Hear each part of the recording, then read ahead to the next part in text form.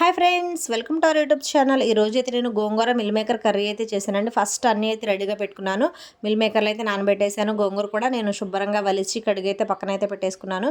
ఇప్పుడు టమాటో, పచ్చిమిర్చి, ఆనియన్స్ కూడా కట్ చేసుకున్నాను. అల్లం వెల్లుల్లి పేస్ట్ కూడా రెడీగా అయితే పెట్టుకున్నానండి. ఇప్పుడు ప్రాసెస్ ఏంటంటే ఫస్ట్ మనం ఆయిల్లో మిల్ మేకర్లో శుభ్రంగా వాటర్ తీసేసి వేయించి పక్కన పెట్టేసుకోవాలి. తర్వాత అదే ఆయిల్లో కొంచెం పసుపు వేసి మనం కట్ చేసి పెట్టుకున్న ఆనియన్స్, పచ్చిమిర్చి అయితే వేసేయాలి. అవి కూడా వేగిన తర్వాత నెక్స్ట్ అల్లం వెల్లుల్లి పేస్ట్ అయితే వేసాను నేను. ఈ అల్లం వెల్లుల్లి పేస్ట్ పచ్చివాసన పోయి మంచి స్మెల్ అయితే వచ్చిందాక వేగించుకోవాలి. తర్వాత టమాటా వేసేయడం అంతే.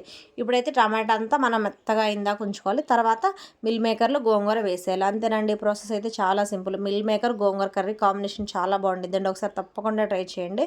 అదిగోండి మధ్యలో ఒకసారి మనం కలుపుకుంటూ ఉండాలి. గోంగూర కూడా మెత్తగా ఉడికిన తర్వాత ఫైనల్గా కారం వేసేయడమే.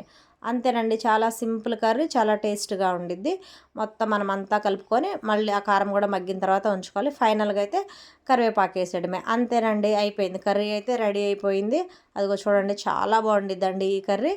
ఈరోజు ఈ కర్రీ చేశానండి మా పాపకి లంచ్ కోసం అని చెప్పి బాక్స్ అయితే రెడీ చేశాను. అంతే ఫ్రెండ్స్, వీడియో కనుక మీకు నచ్చినట్లయితే లైక్ చేయండి, షేర్ చేయండి. Thank you for